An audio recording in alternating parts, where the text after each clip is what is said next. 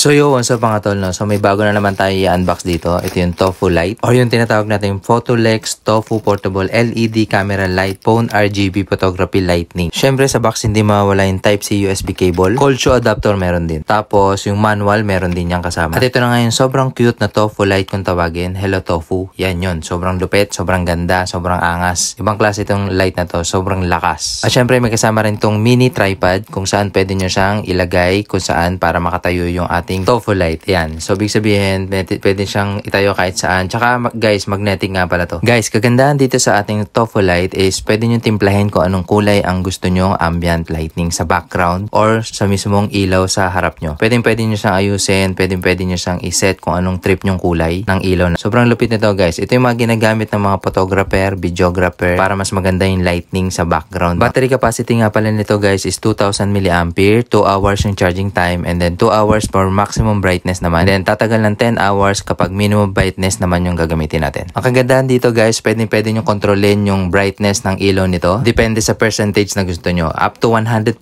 yung pwede nyong gamitin dyan. Makikita nyo yung percentage dun sa OLED display na maliit dun sa ating Tofu Light. Basta iikot nyo lang yung stepless wheel dito, yung dilaw na yan. Yan, makikita nyo na yan dun. At guys, meron tong 21 light effects. Una yung candle. Yan, diba, ang lupit. Tapos, flame 1, flame 2, police, ambulance, fire truck, strobe 1, 1 to 3 yan. O, diba ang ganda? Tapos, chase crew, chase mid, chase fast, firework 1, firework 2, firework 3, club 1, up to 3.